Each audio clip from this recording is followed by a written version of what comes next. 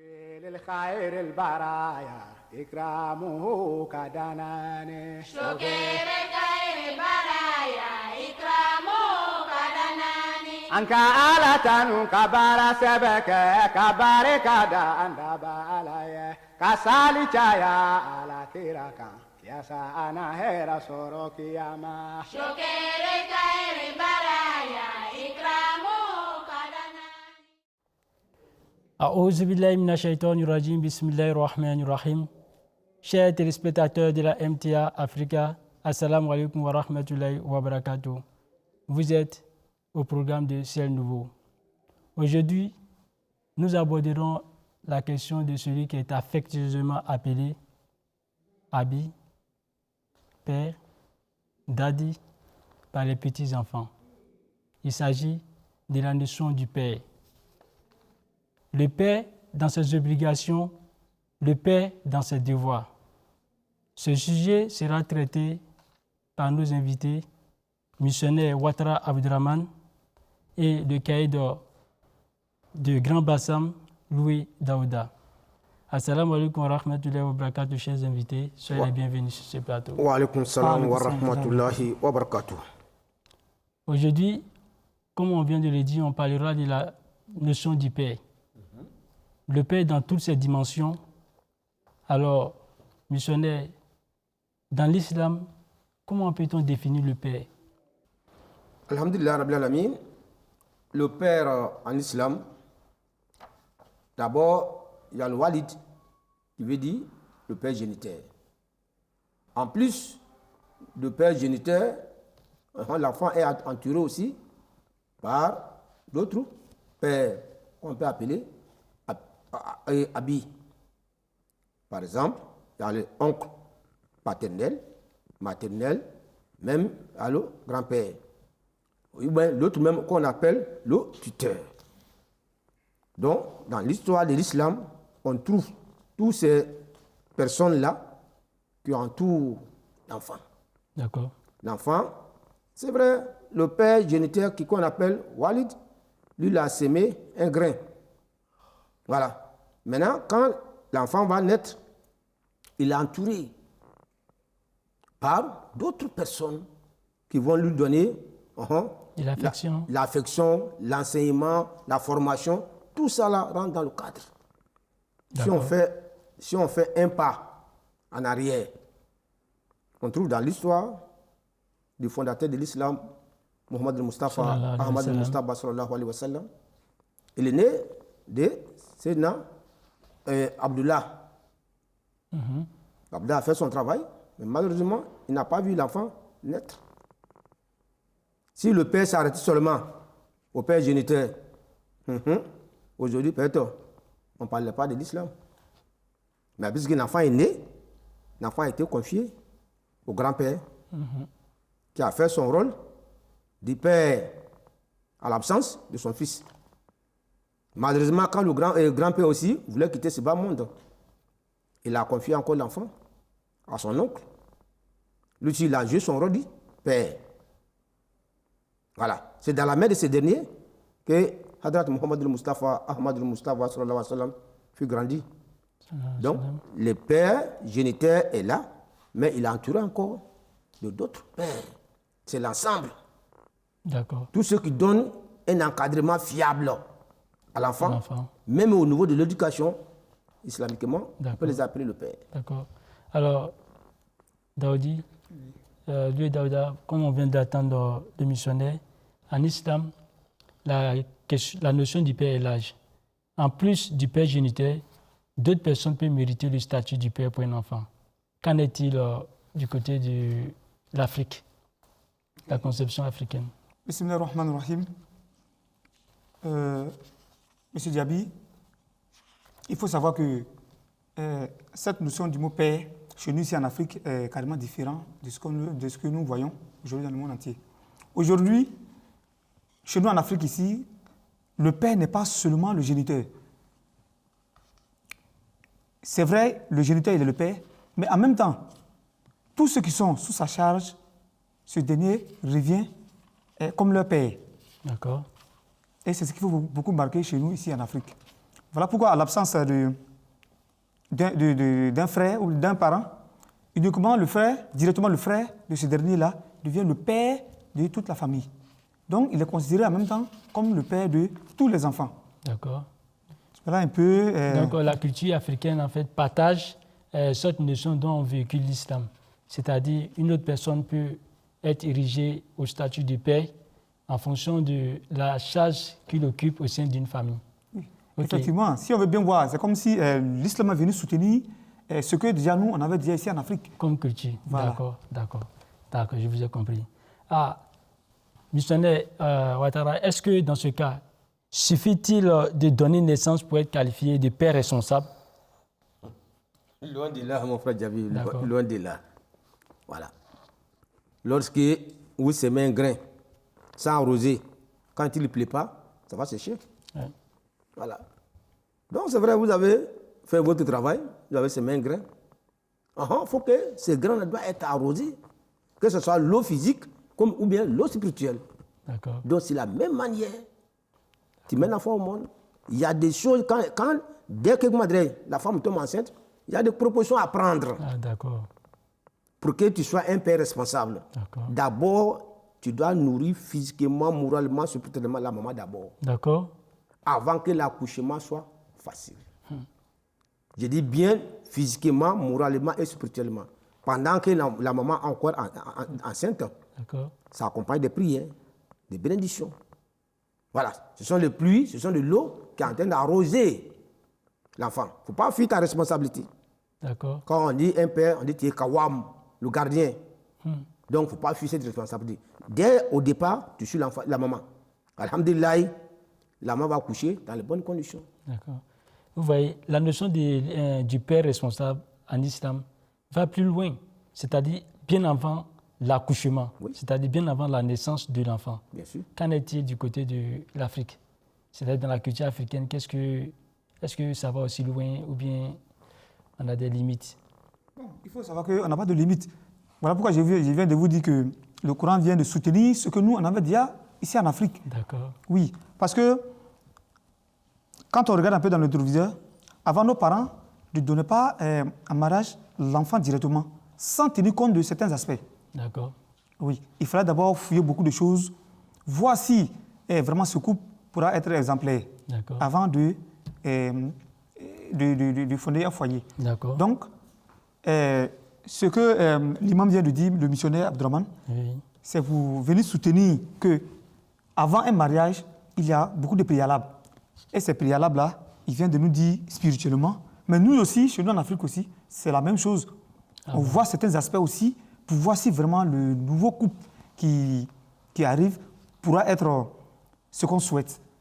Dans le cas contraire, bon, on empêche ce mariage-là. Ok, mais cette notion de père, est-ce qu'en islam on ne peut pas dire, en Afrique, dans la culture africaine, est-ce qu'on ne peut pas dire c'est tous ceux qui ont l'âge de ton père que tu peux appeler père? Oui. Parce que cette manière de voir là aussi, elle est démise dans notre culture. Oui, c'est vrai. Vous venez de soutenir un fait qui est très important.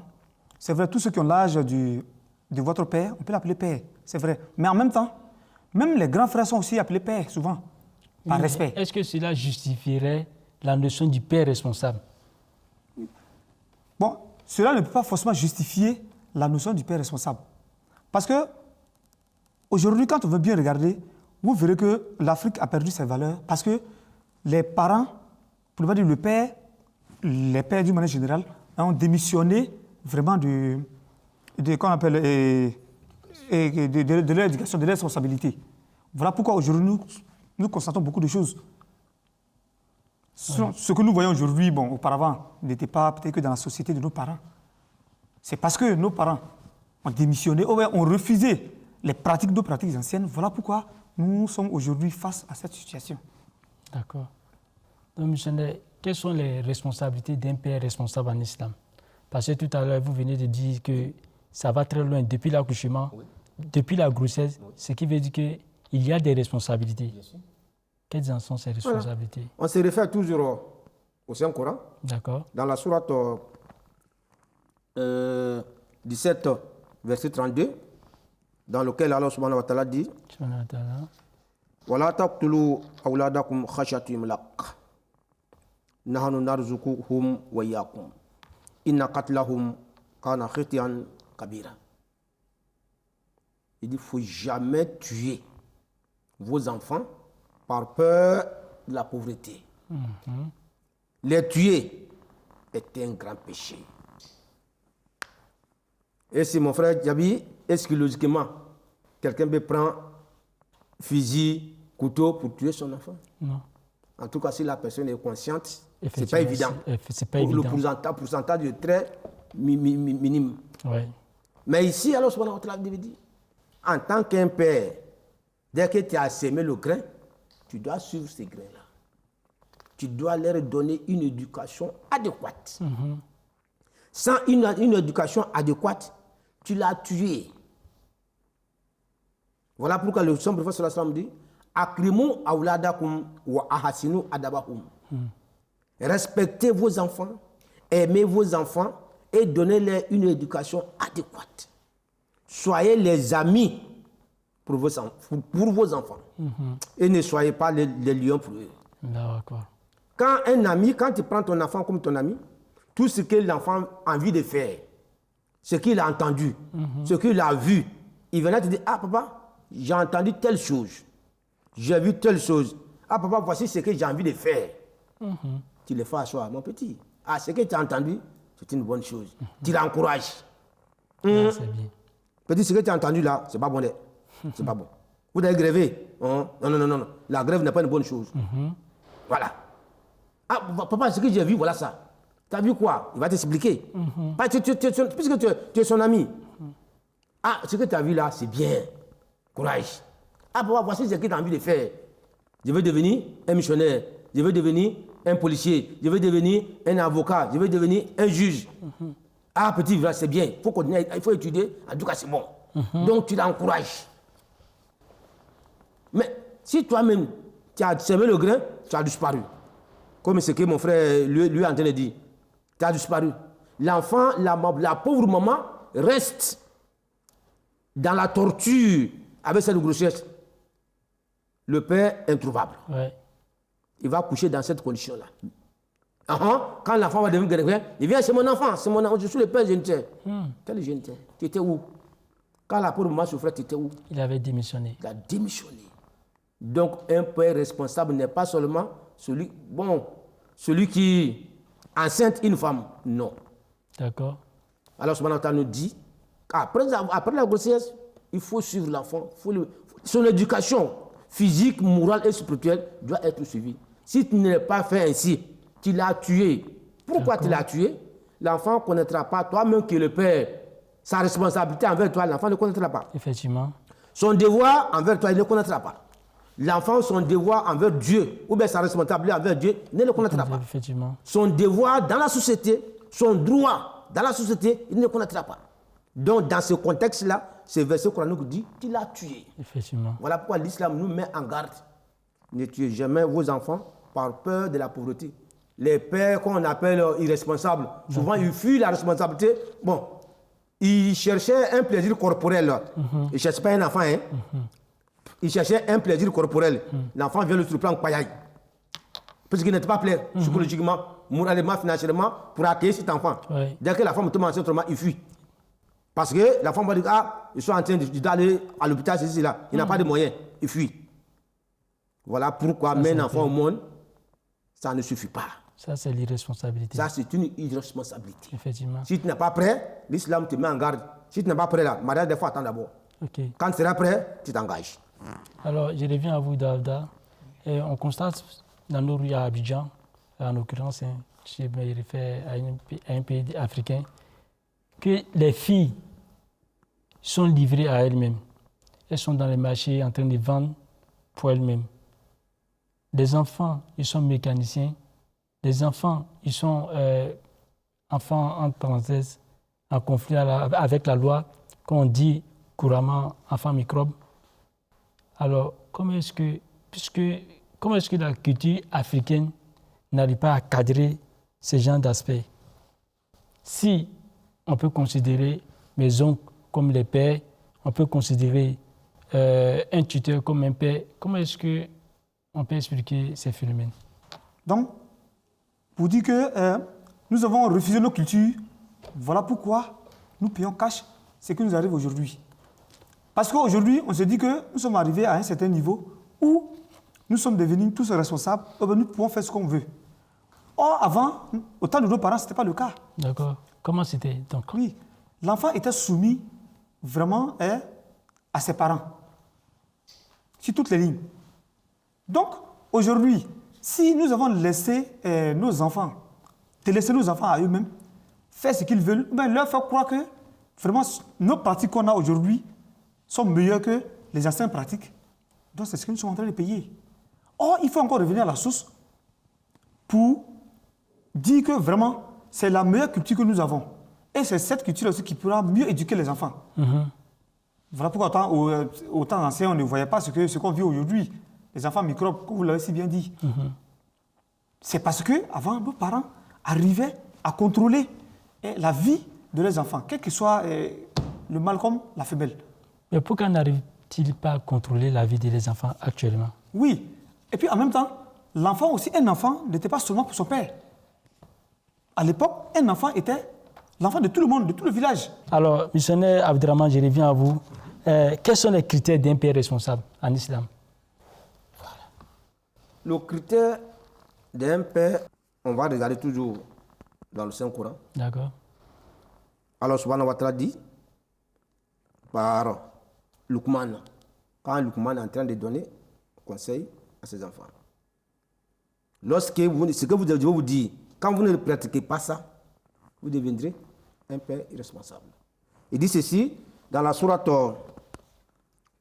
31, verset 14.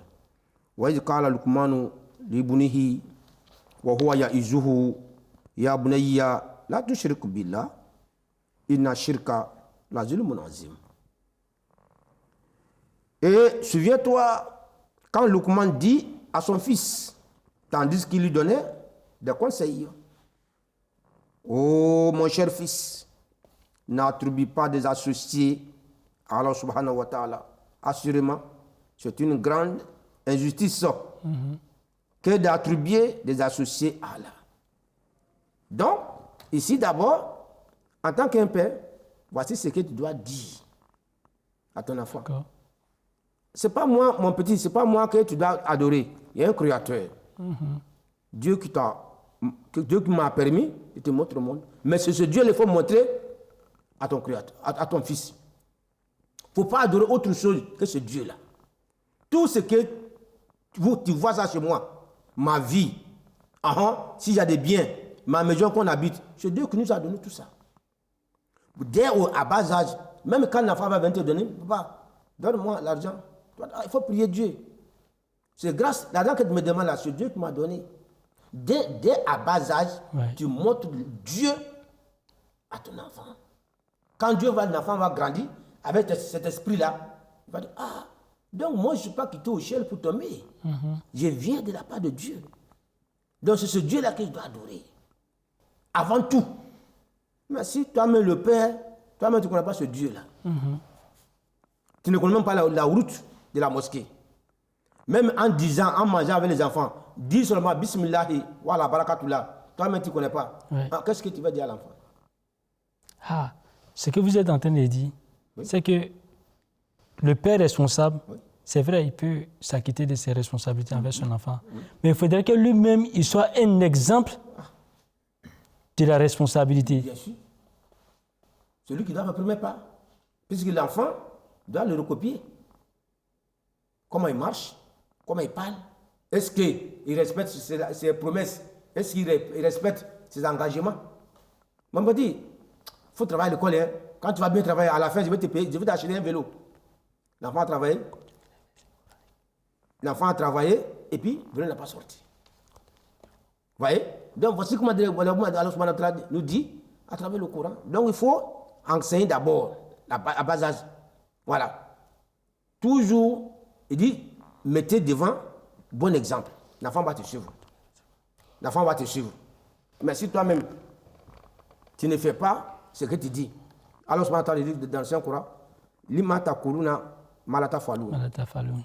Kabura maktan indallahi an taqulu malata falun.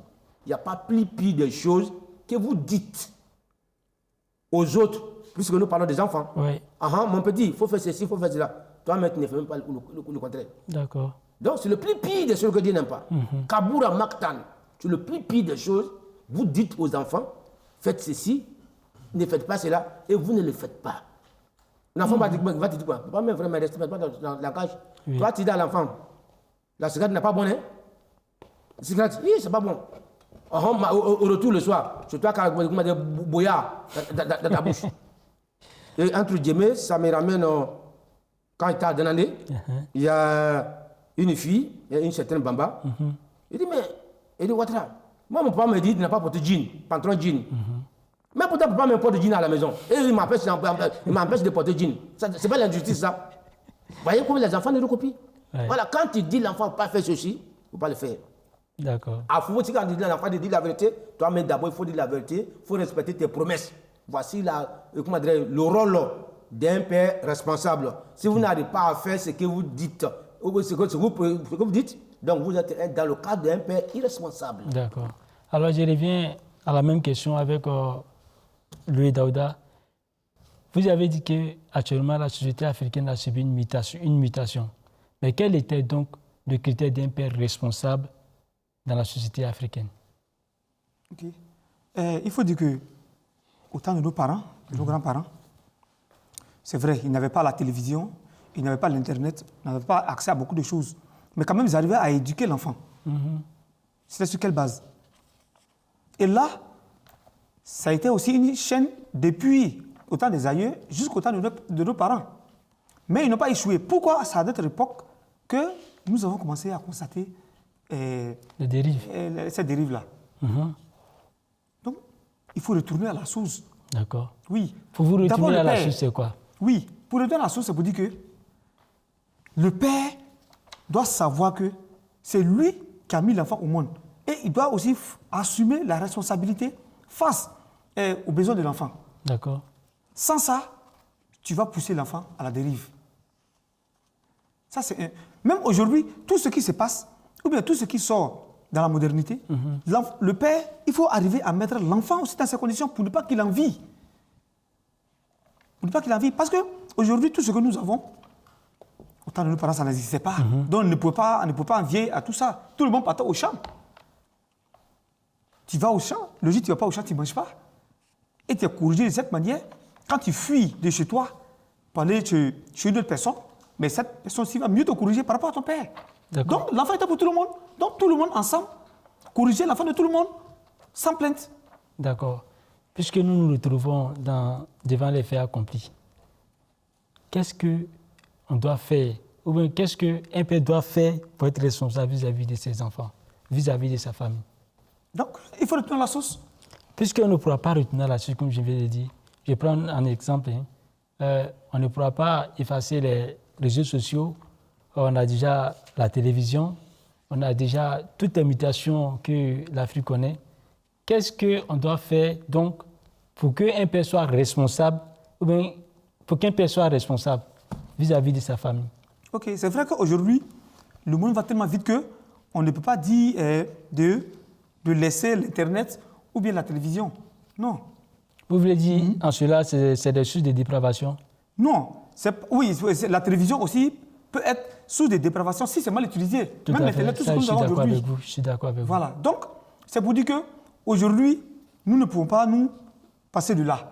C'est pour être encore plus responsable que j'avais demandé que si le père vraiment veut une bonne éducation pour son enfant, il doit s'arranger à payer tout ce qui sort aujourd'hui. En toi, tu t'arranges, tu fais le minimum pour ton enfant.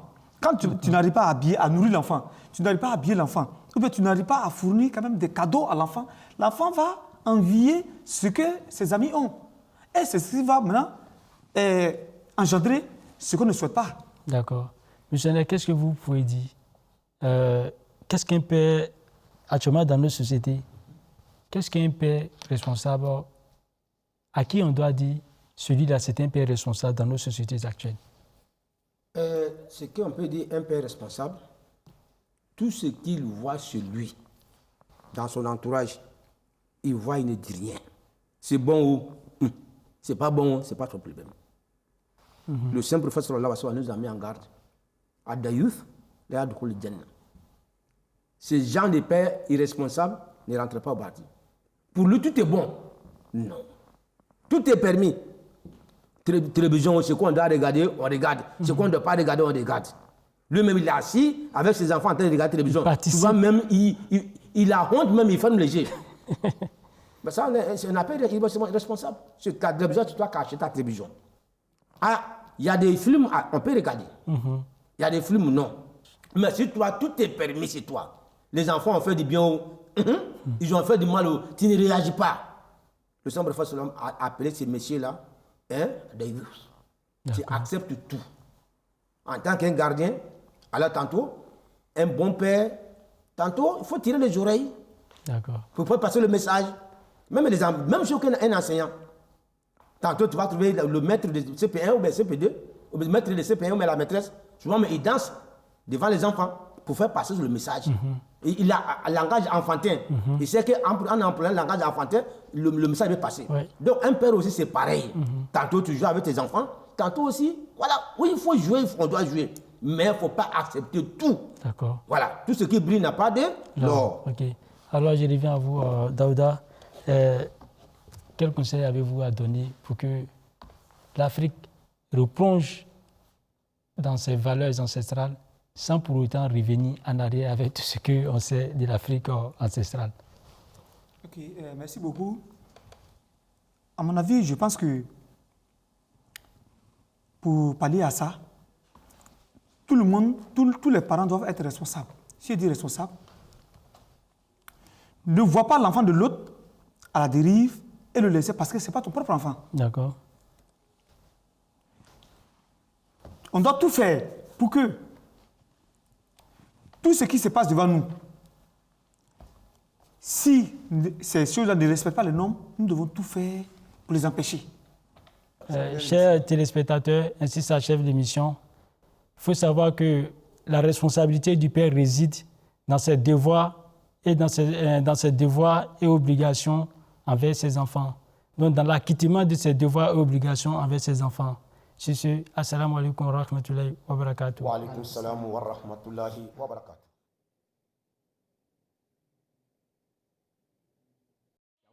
للخير البرايا إكرامه كدناني شكر خير برايا إكرامه كدناني أنك آلة كبار سبك كبار كدان دبالاي كسالي جايا على تيراكا يا سانا هيرا سوروكي ياما شكر خير برايا